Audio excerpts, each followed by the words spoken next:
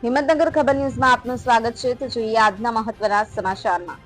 આજરોજ હિંમતનગર ગ્રામ્ય police station ખાતે શાંતિ સમિતિ બેઠક યોજાઈ. આ બેઠકમાં ડીવાયએસપી તેમજ પીઆઈ અને પીએસઆઈ અને હિંમતનગર ગ્રામ્ય પોલીસ સ્ટેશનનો સ્ટાફ હાજર રહ્યા.